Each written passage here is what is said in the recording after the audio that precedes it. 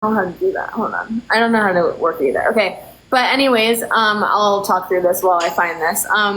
But basically, like, a lot of the time that most of the said, time, CJ, tell her.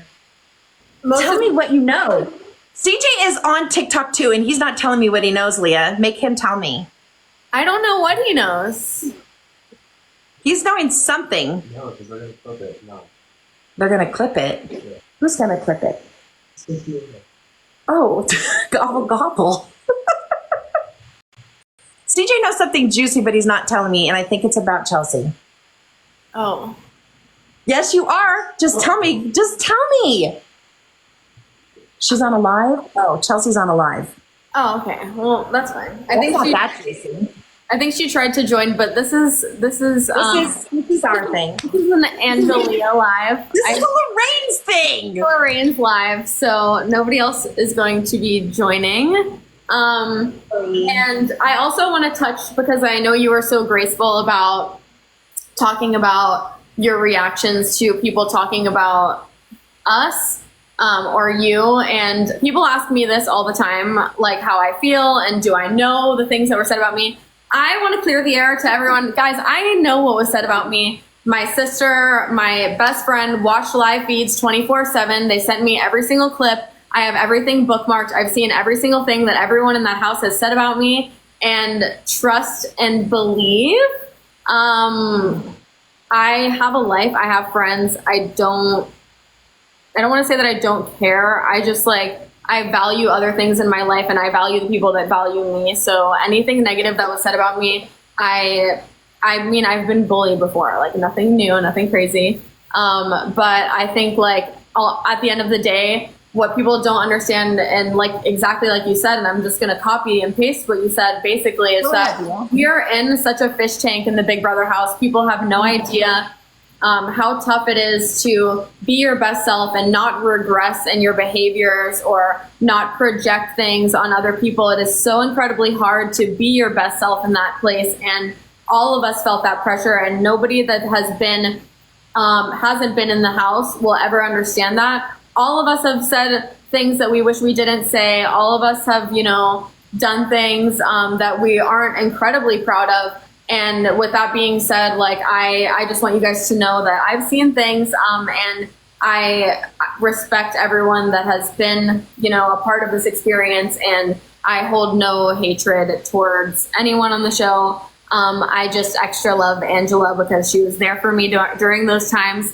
I never in a million years would have thought that I would have someone like her that really went out of her way to understand me, opposed to misunderstand me. I felt like I was always constantly being people are going out of their way to misunderstand me. And Angela listened to every single thing that I had to say. We related on so many different things. We have such similar childhoods. We have similar lives. We have so many things that are so incredibly similar.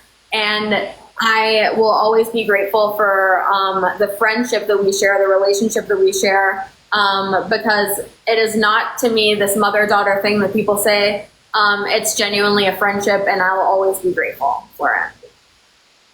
Same, Leah, right back at you. I want to read a couple of things that I remembered, say to you, a couple of things that people are saying. I think you need to bring the point across that it's not the things that are game related that are hurtful. It isn't even derogatory words like bitch. It's okay. You're allowed to cuss. You're allowed to say those things. It's more of when I'm not allowed to cuss. Oh, I don't know if I'm allowed to cuss on here, but I do cuss. You guys already know that. I do. I wish I would. But I didn't even know people were going to see that, Leah. I wish a motherfucker would. But anyway, it's not about people calling names like that or whatever. I think it's more things where people say things that are hurtful outside of the house in those kinds of ways when they're pinpointing something that isn't necessarily, it's hurtful. It's not game related. There you go. Right. Things that aren't really game related. I agree. If it's game related, fine. If somebody does something to really tick you off, fine. But if it's just something that's more hurtful and not necessarily game related, and definitely not cause to do it, that's what's hurtful. That's what didn't need to be done. 100%. Yeah, I think the personal attacks are very unnecessary. and like maybe this is, oh, never mind. I'm not even gonna say it because it was a little bit too much. Oh, Danny said Leah mod Cassie. I don't know how. Cassie has to say something in the chat and then I'll add her as a mod. Okay. But basically, I think that yes. Wait, somebody just said something. I want to go ahead and address that. Yes, we all talk shit in the house. We did. And we're you know supposed to. It's freaking Big Brother. It's the personal attacks that are different about a woman. Like, that's not okay. That's all that we're saying. That's all that we're saying. Yeah. And yes, I did call names and say things like Twit. But Twit, I had just watched freaking Matilda with my granddaughter. I had to come up with the most PG name I could because of how this girl was tormenting me with like her actions or whatever. But that's so PG. Yeah, I get it. But again, it's not really a personal attack on her.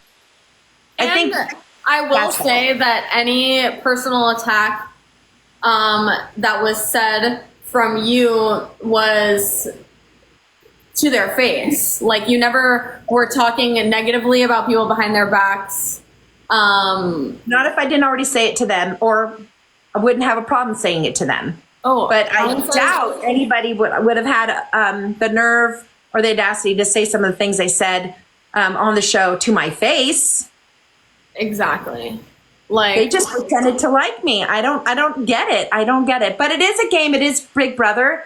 And so I'm totally okay with, the actions and the names that were said behind my back. I'm okay with it. I don't hold any ill will. Oh, it said that hold on. Someone, let me, it's fake? I think it's fake because I had to, let me call Danny. Yeah, it's fake. CJ said it's fake. He's also monitoring. Okay, yeah. That account that said that, you guys, was fake. And I already muted it. But basically, I probably said a lot of things that I don't remember or that I'm not proud of, but I'm really, some of the things, I'm trying to find the words for this. I just, like, whenever I was initially watching back, like, some of these videos and, like, seeing what people were saying and just, like, all of the negative commentary that was just so far from game related, that's the stuff that I'm like, please, like, relax. But I just kept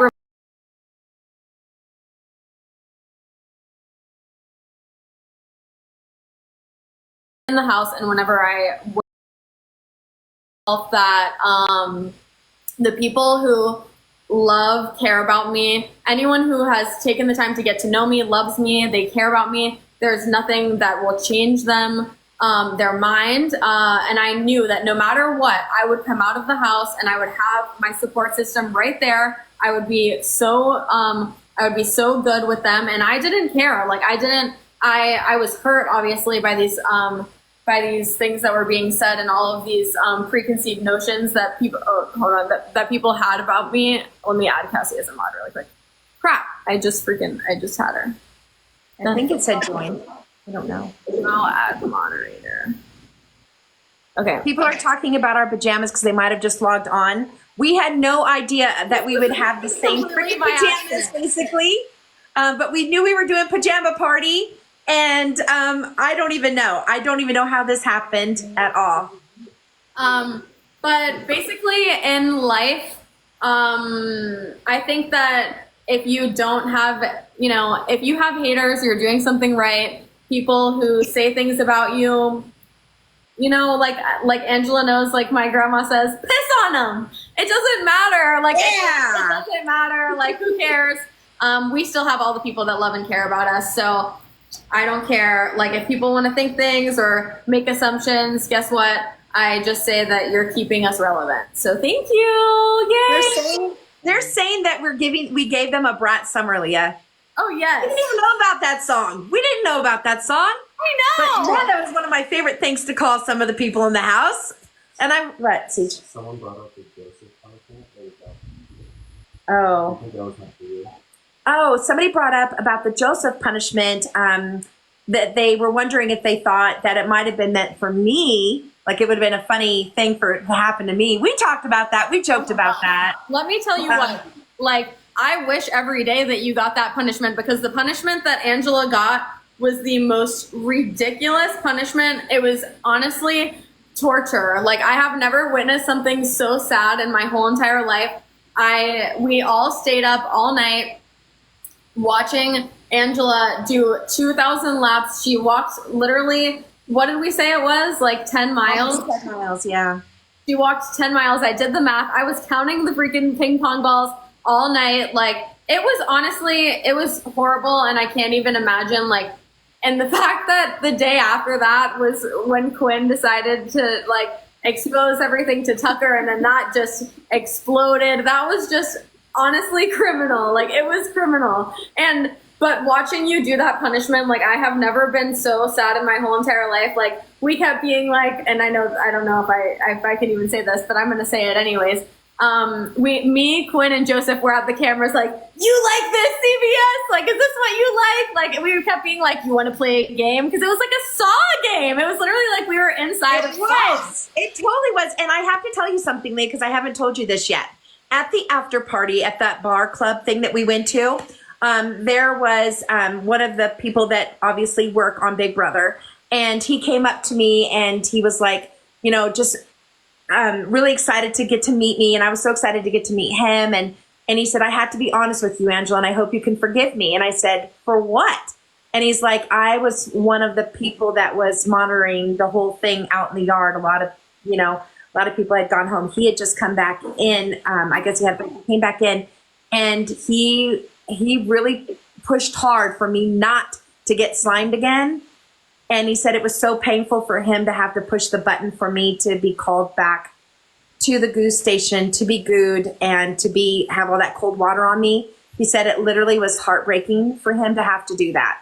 But there had to be one more at least. And so I said, don't worry about it. I know. And I pushed through. It was something that I needed to prove to myself.